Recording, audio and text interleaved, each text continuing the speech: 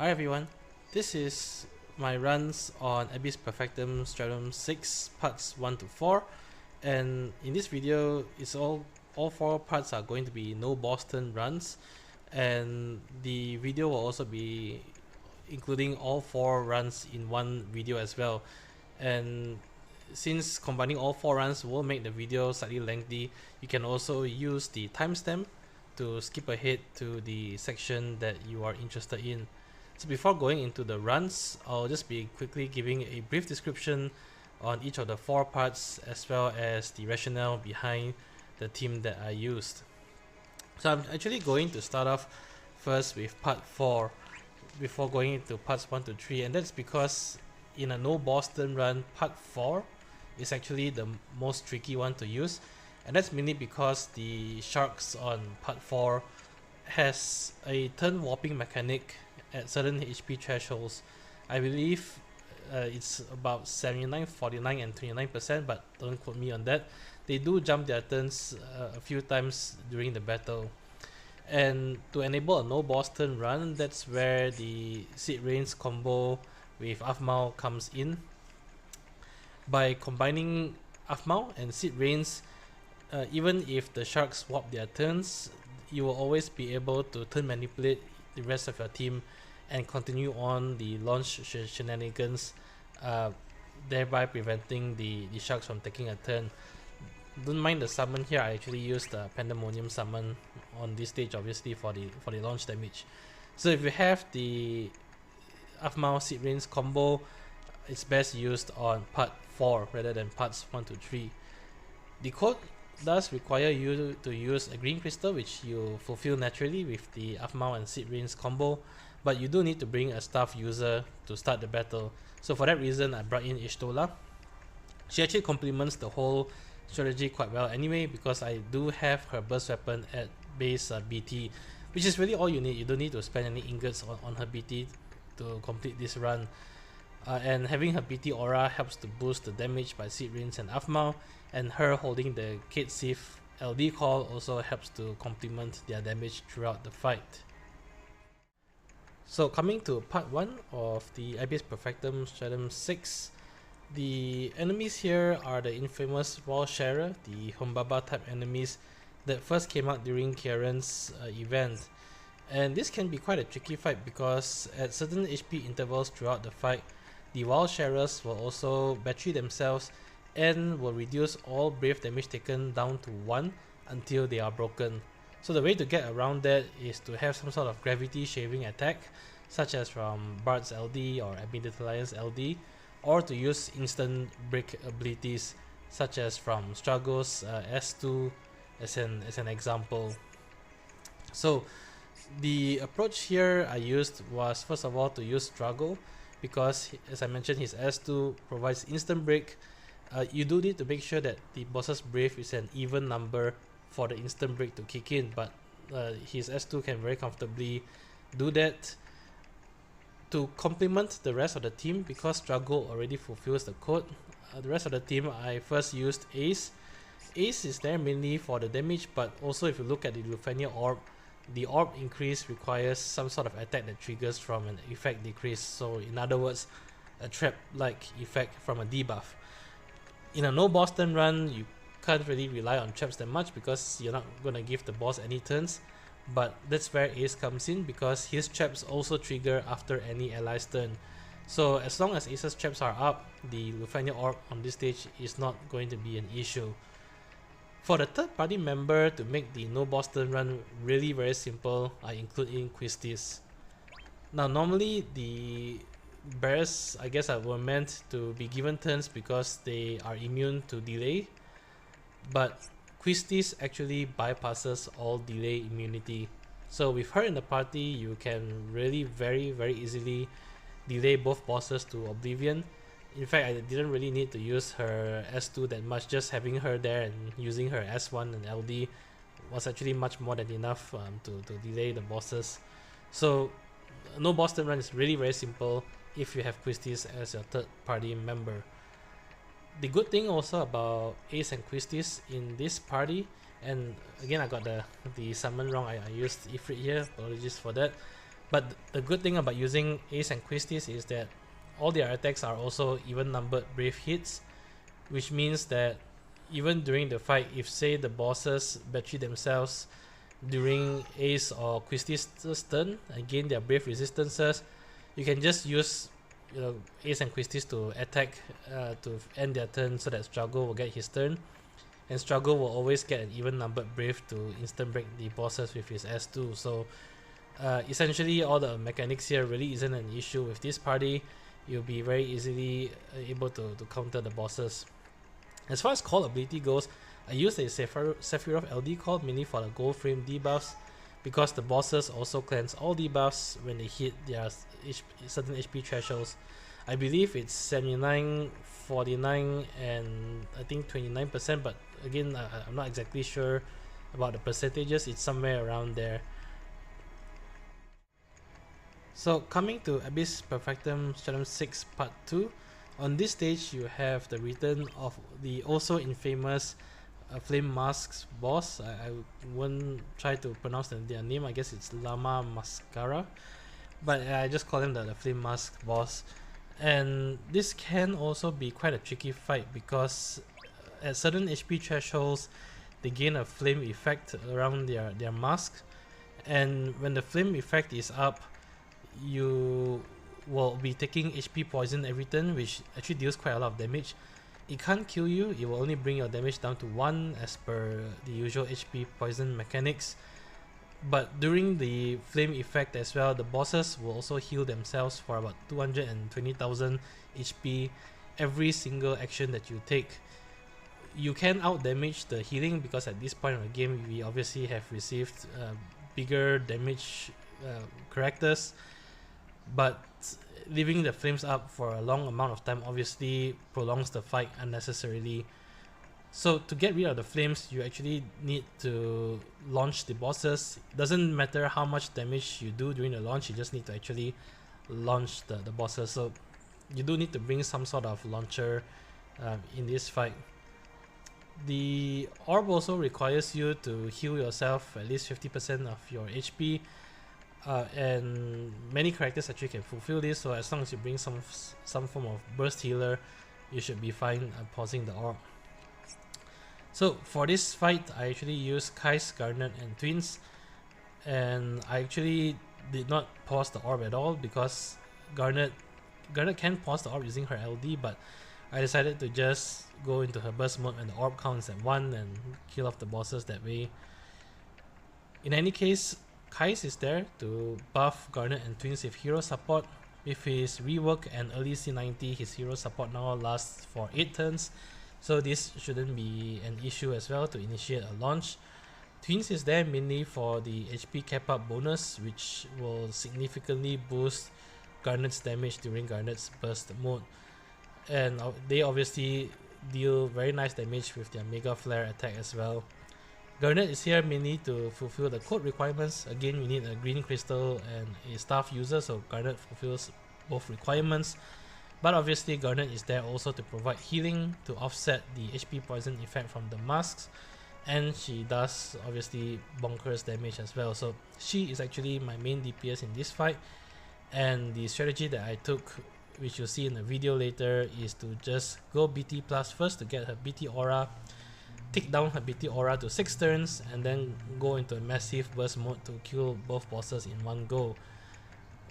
I did spend 1 turn in her burst mode using her EX, and that's really only to top up everyone's health to full before finishing off the bosses, so that I can actually finish the fight with full HP.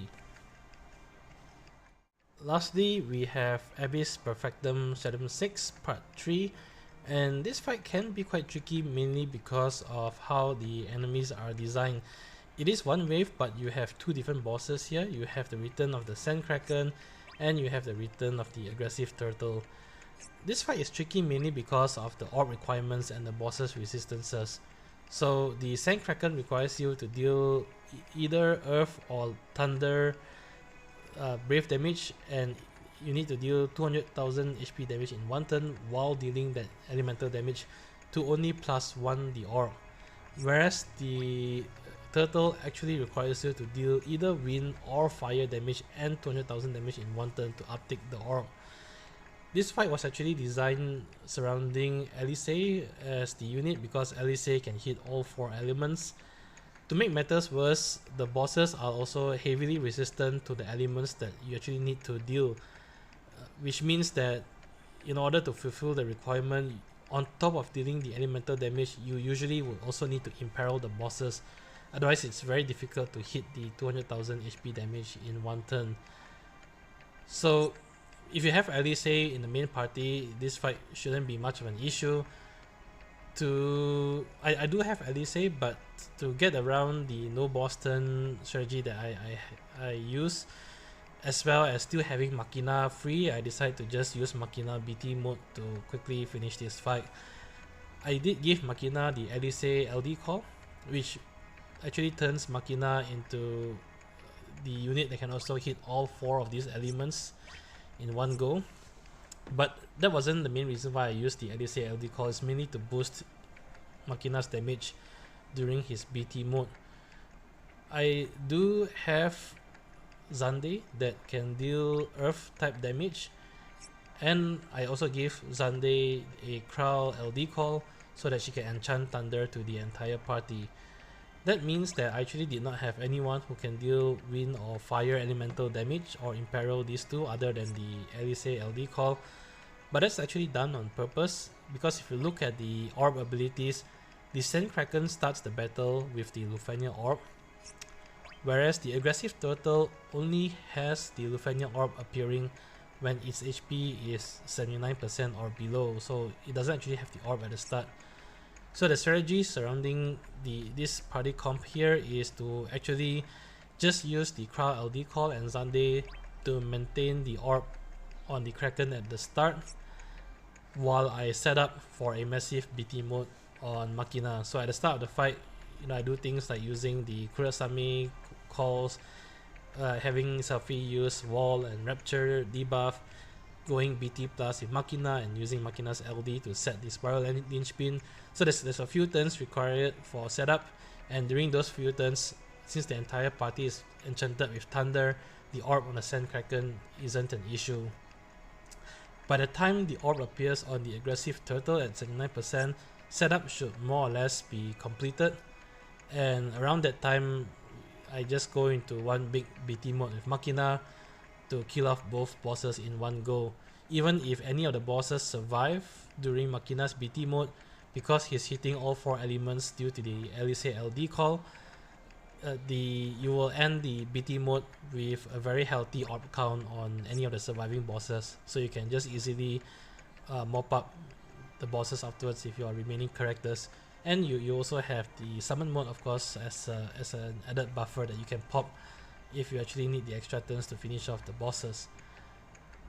Zande is there to fulfill the code requirement, but as I mentioned, he also of course deals the nice earth damage, and he can enchant the entire party with dark for an additional element. But he's there to also help to delay the bosses, so the no boss turn here is pretty simple to set up because Zande can break delay with his LD, and Selfie can delay all enemies by 2 turns with her LD as well, so you should be having plenty of room to complete the setup before going into Machina's BT mode. So that's it for the quick overview on each of the 4 stages. I'll now be jumping into all 4 runs. Again, you can use the timestamp to skip ahead to the section that you are interested in. Hope you enjoyed the video. I won't be commenting the runs because I've already mentioned the strategy and the comps that I used. Till then, I'll see you guys in the next Lufenia fight. Take care and bye bye.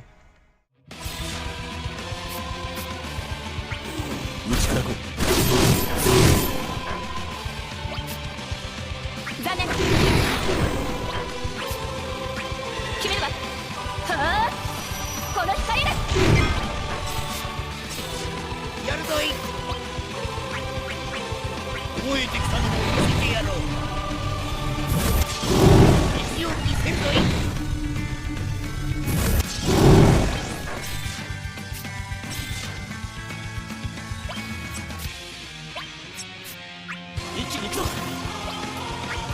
この距離なら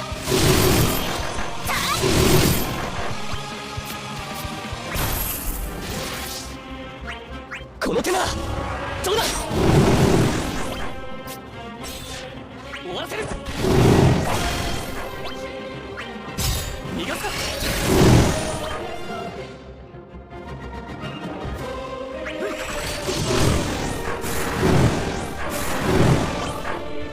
終わらせる。必ず倒す。おお、頼んだ。飛べ種族百式。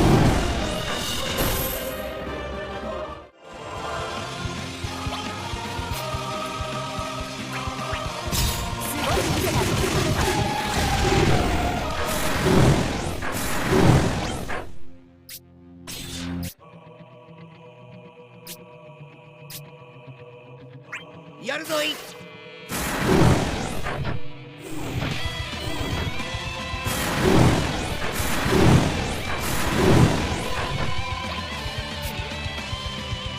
ほれほれ、さらばじゃ。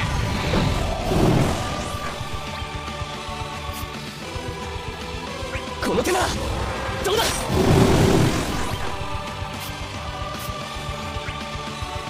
静まりなさい。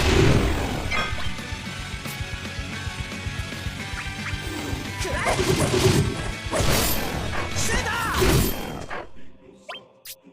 研究の成果じゃ。本気を出すぞい。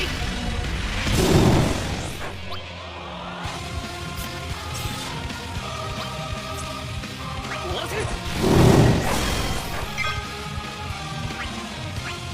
すごい見せた。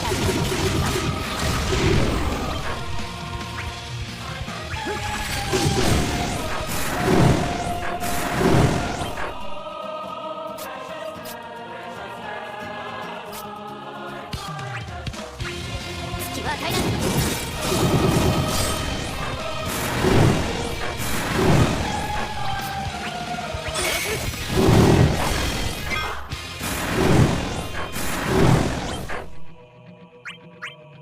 放ってはおけん。おしまいじゃ。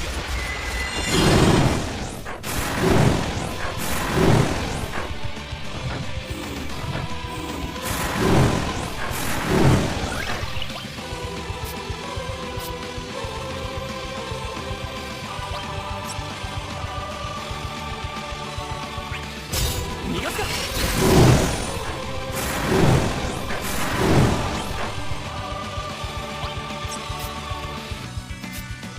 静まりなさい。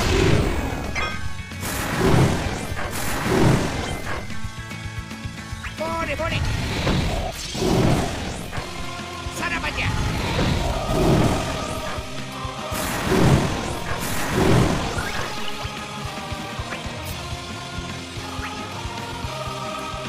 この手ならどうだ。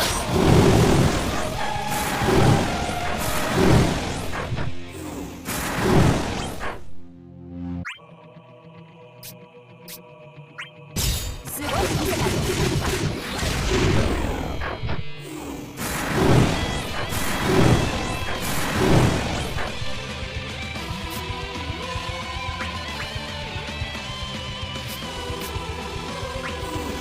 レディーゴー。ガンガンいくっすよ。もういった。シュート。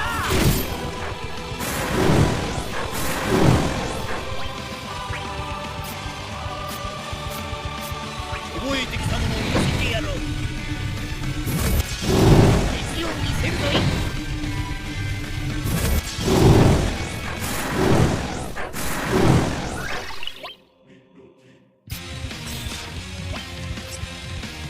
終わらせる。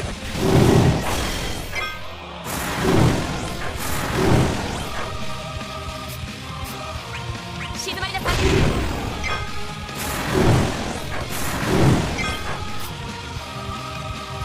研究の成果じゃ。本気を出すぞい。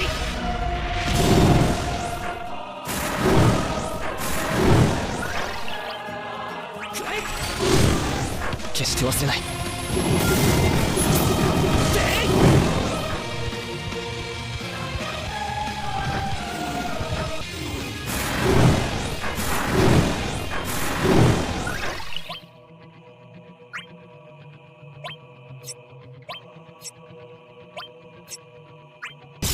逃がすか。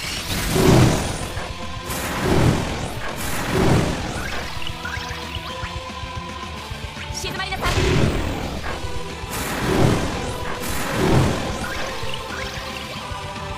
ほれほれ、さらばじゃ。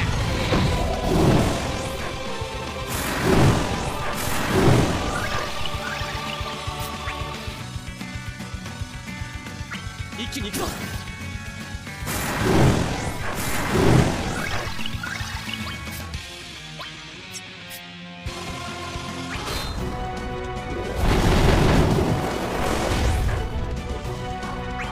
この手がどうだ。す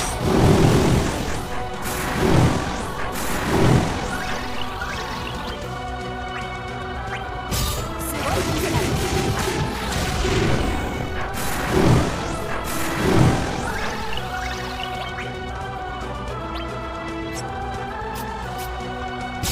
僕はおけん。しまいだ。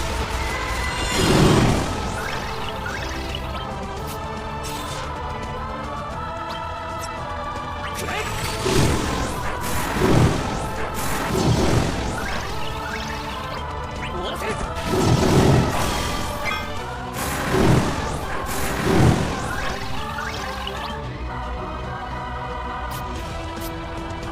残念。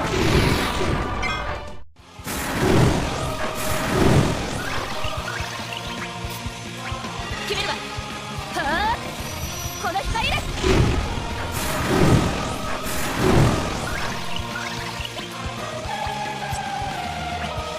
逃がすか。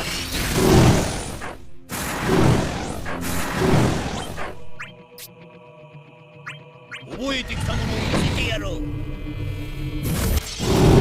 地を見せるのい。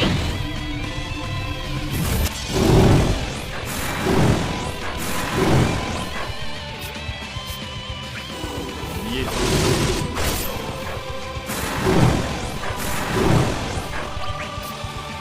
残念。残念。すごい店だ。終わらせる。覚えてきたものを見せてやろう。意地を見せるのい。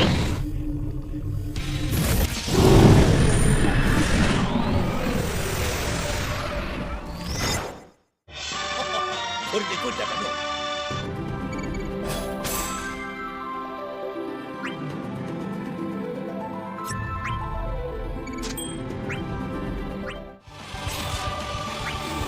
外しはしないわ。はっ、終わりよ。切る。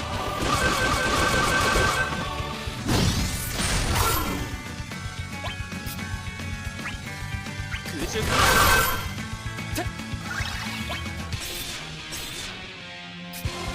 おとなしくして。いいタイミングだ。チャチャチャチャンス。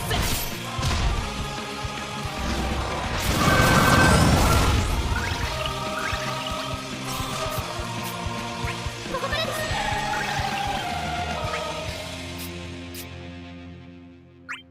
この距離なら。いいタイミングだ。チャチャチャチャンス。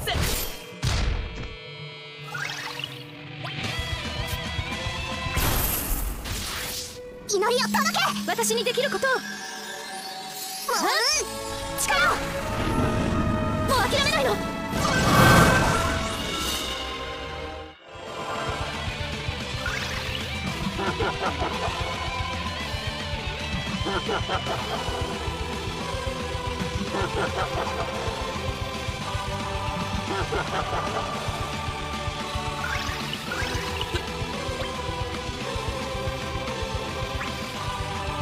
空中から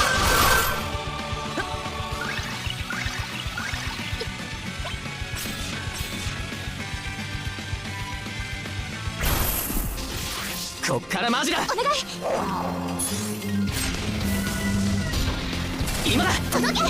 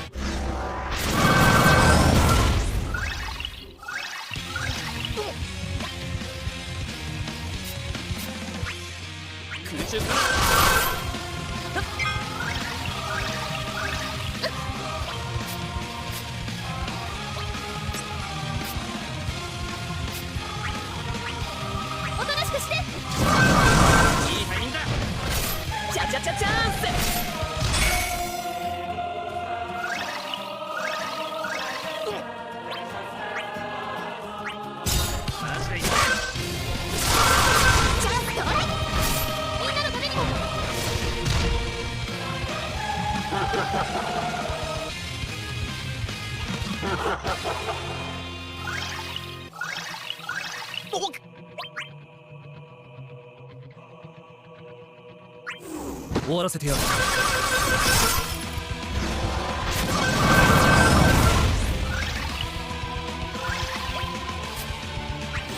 研ぎ澄ます。絶対レードの位置。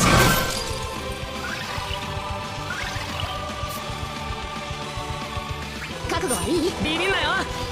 必殺ドカーン。さあガンガン行くとすか。いただき。みんなのためにも。こ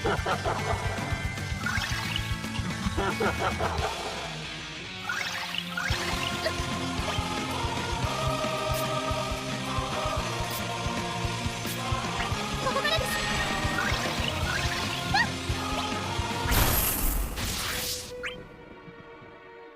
おとなしくして。チャンス到来。いいタイミングだ。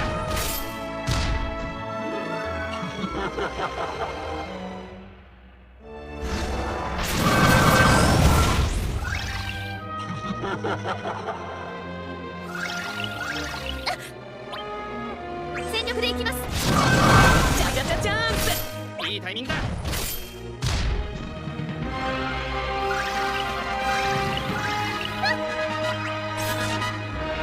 力を貸してください。迷わないと決めたの。チャンス到来。いいタイミングだ。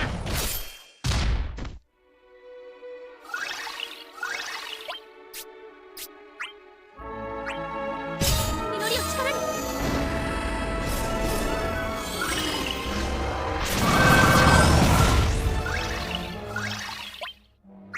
おとなしくして。チャンス到来。いいタイミングだ。おとなしくして。チャンス到来。いいタイミングだ。助けたいの。お願い、邪魔をしないで。祈りを届け。私にできることを。力を。もう諦めないの。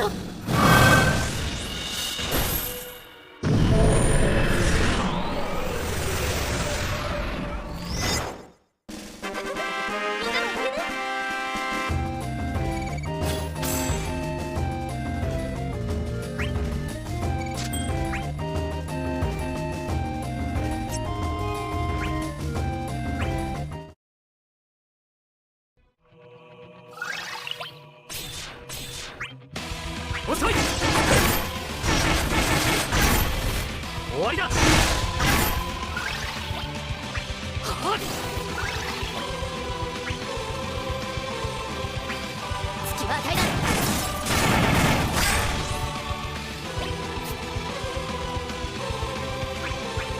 この距離なら。さあ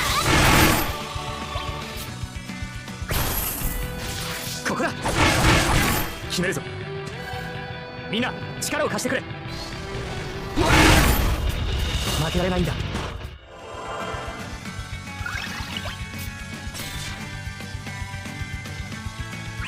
止められまい。おしまいにしよう。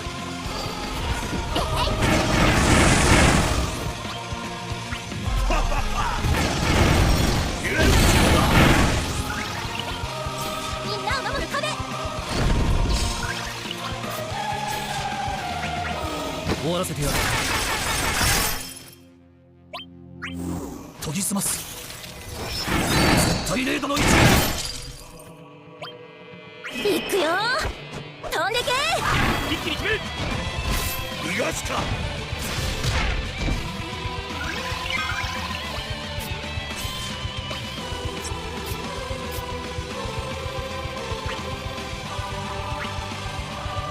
あらい。もう倒れてくれ。終わりだ。逃がすか。次は私。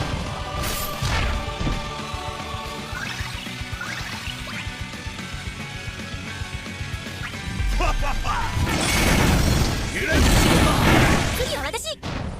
一気に決める。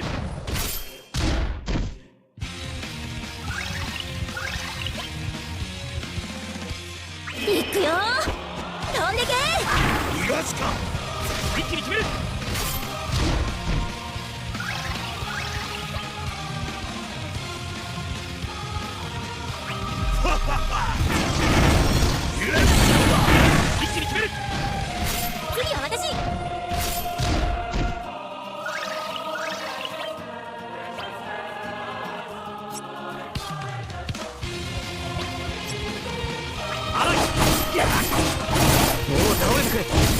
終わりだ。次は私。逃がすか。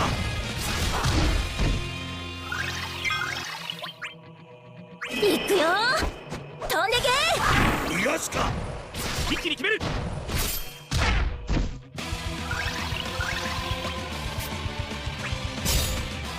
れが魔王の力。おらばせ。一気に決める。次は私。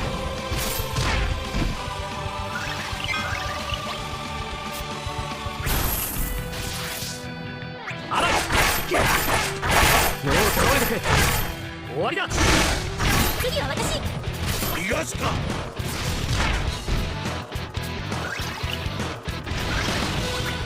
あらい。もう倒れてくれ。終わりだ。次は私。逃がすか。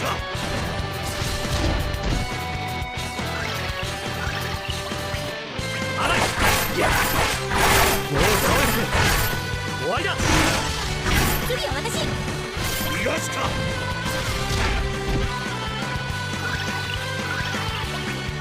あらい。もう倒れてくれ。終わりだ。次は私。逃がすか。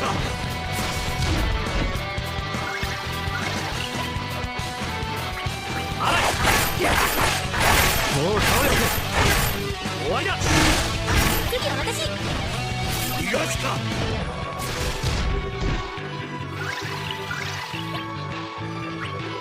あらい。もう倒れてくれ。終わりだ。次は私。逃がすか。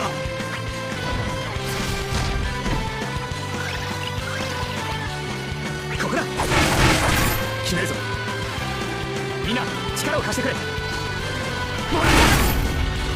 けられないんだ。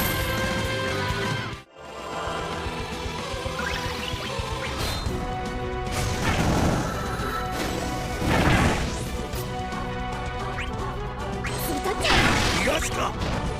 一気に決める。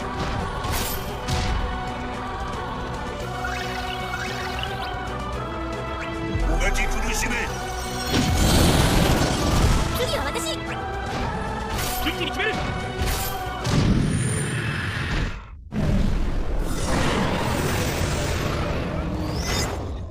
さまつな命だったな。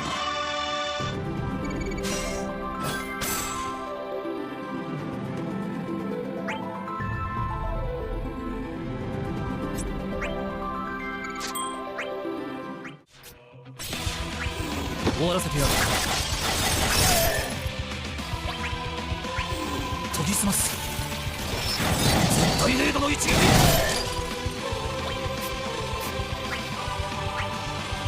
まだまだ。やっちゃえ。縁も竹縄だな。面白くなってきたの。あーしない。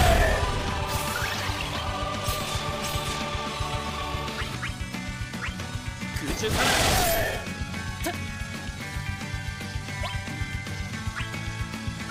さあ行こう。全ての力を持つ。なんだって。ほら。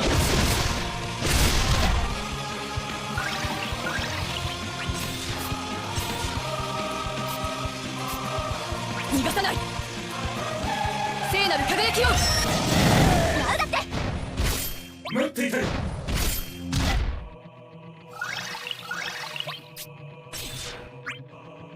勝てる。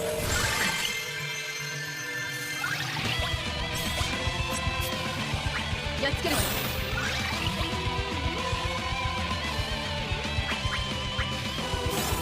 伸びました。どうぞ。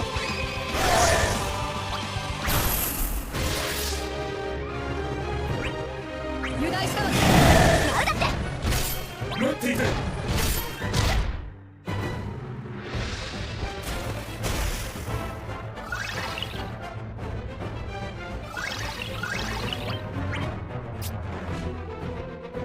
逃がさない。聖なる輝きを。油断したわ。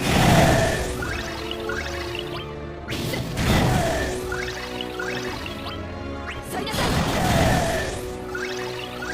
い。蹴りをつける。すべてのエーテルよ、ここに集え。解き放たん。これで諦めて。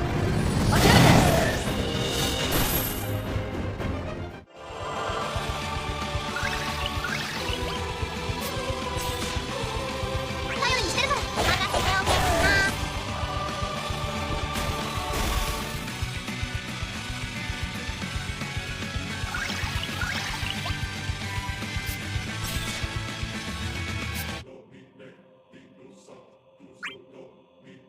さあ行こう。全ての力を受諾。やるだって行くわよ。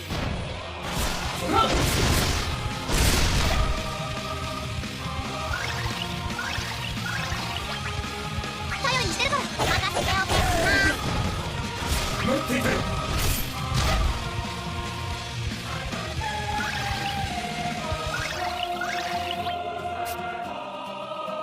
光よ、切り開いてみせよう。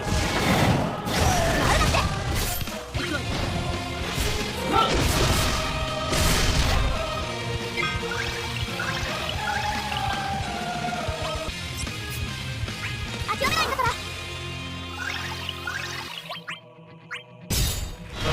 力をやるだって行くわよ。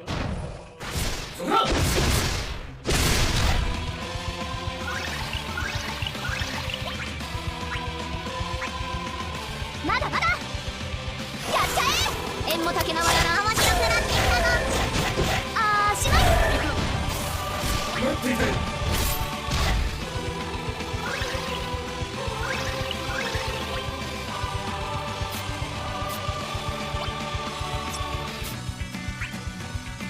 さあ行こう。全ての力を受諾。やるだって行くわよ。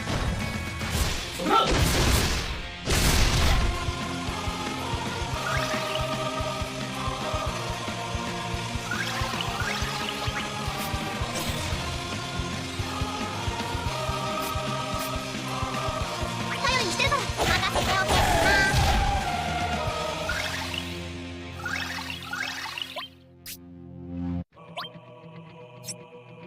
やるだって行くわよ。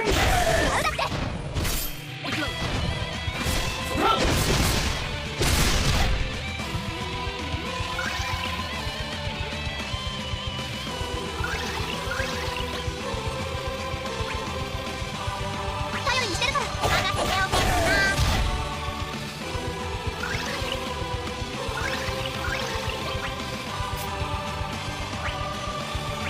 さあ行こう。全ての力を受諾。やるだって行くわよ。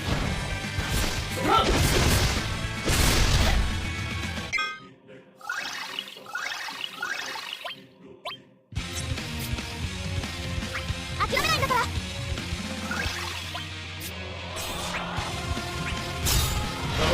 力をやるだって行くわよ。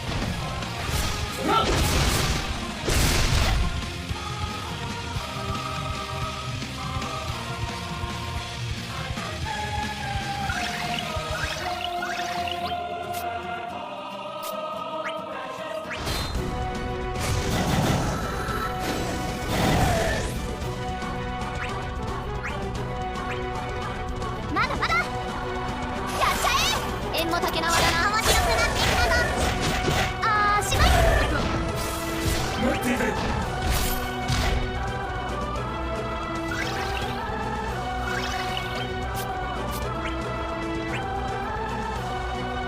さあ行こう。先生を守らない。やるだって行くわよ。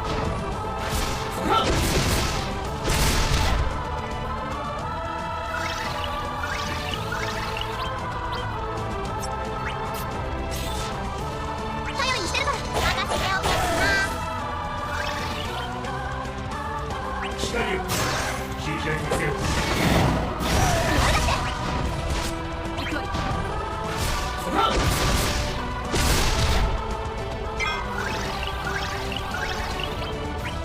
頼りにしてるから任せておけな。待っていたよ。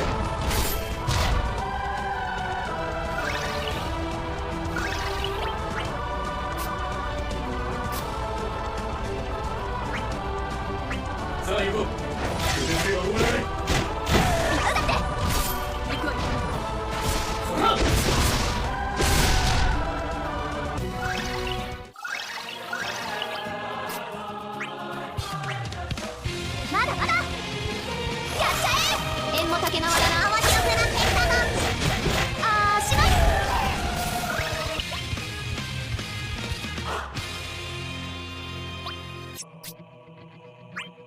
目にも止まらぬってね。受け取りな。